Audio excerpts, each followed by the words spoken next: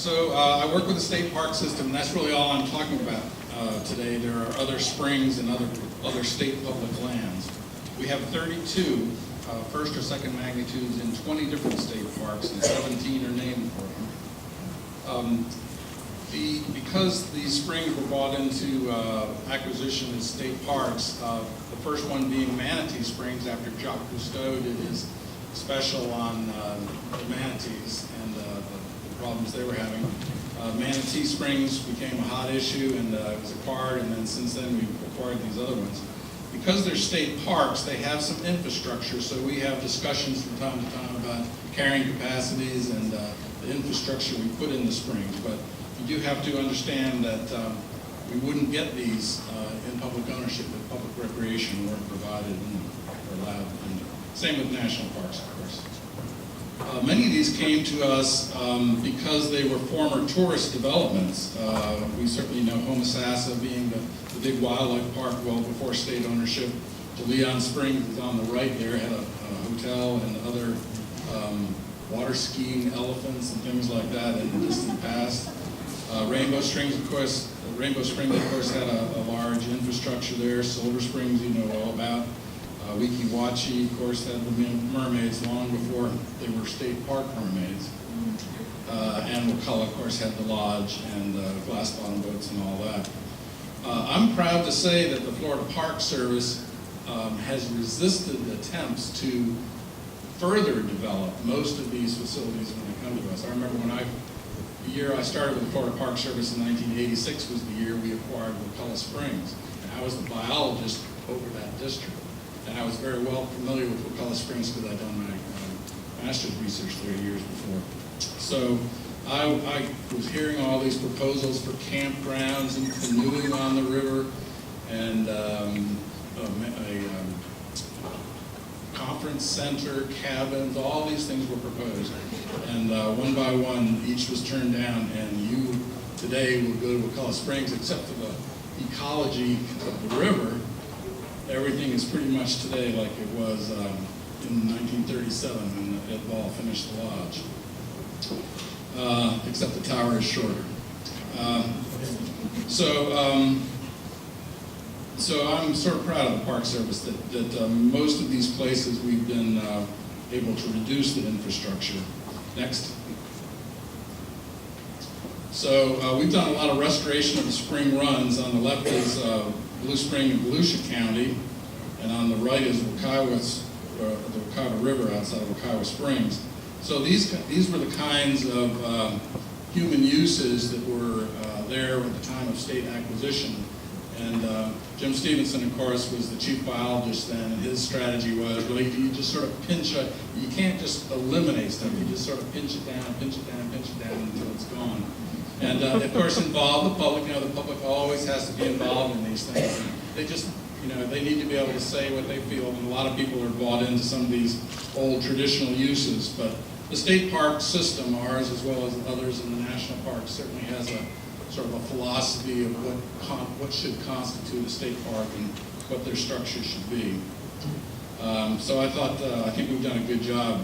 Actually, Blue Spring in Volusia County was a prime example of bank erosion and people driving cars right up to the spring, and it was just an absolute mess. And I didn't have time to show you a series of slides of that restoration process, but it was good. Next. So I know you like numbers, so here's some numbers. This is recent data, fiscal year 14-15, and these are 16 parks that I just pulled out because they are clearly, the spring is the reason for attendance at these facilities. You can see the FTE, full-time employees for these, and the revenue generated. So the revenue is from gate proceeds and other sales and things like that that are generated right in the park. Profit and loss, you may be surprised to know that only of the 150, we have 170 state parks. Of the 151, which are sort of calculated for profit loss because they have an income, only 38 of the 151 generate profit.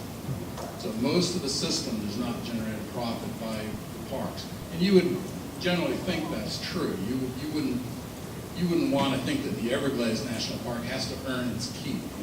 That's part of the national heritage, and that's a good reason to have tax dollars to support places like this. But anyway, 38 generated profit, and 7 of those 38 were Springs parks. So we earn about 70% of our operating budget. It's important for us to have revenue. And you can see the revenue from some of these sites is pretty good. It's important to have that because when we get funding from the legislature every year, like everybody, and it's important to say that we're trying to earn our own keep. We do get pressure to try to increase the percentage all the time. Sometimes people say we should be earning 100%. 70% is pretty good. If you look around the nation, you won't find many state park systems meet that level. Obviously, the revenue is higher in some of the parks that have higher amenities, boat rides, restaurants, lodgings, and stuff.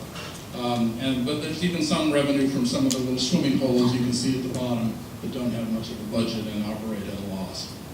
Those revenues, even though there may not be much, that's important to the local community. Next. So here are the same 16 parks ranked now by attendance. Blue Spring is the 12th most visited state park in the 170 state park system because of manatees. People come by the hordes and visit in the winter to see the manatees. And that becomes a big carrying capacity problem. You may have heard there's some arguments about parking spaces there.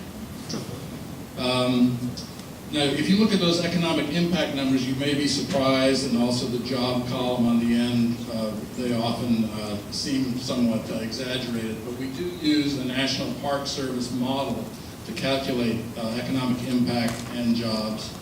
The expenditures in the local area is all done by Formula 2 from the Visit Florida surveys. So this is a standard method for determining economic impact. And as you can see from the numbers, it's very large for these springs.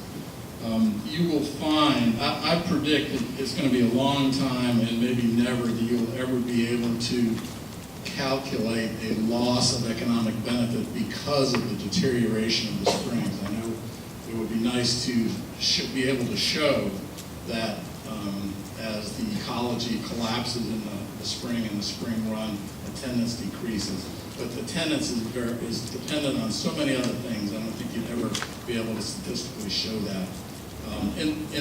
But you can't pull out examples. For instance, we know glass bottom boats used to run every day. When I did my Lincoln research, I was out there every day. Glass bottom boats would run, and now none do. So you know there's a loss of revenue. So there's certainly an impact from ecological collapse, but I don't think you'd be able to ever show it for the whole system. There is a general climb in attendance over the years in state parks, and I expect it to continue.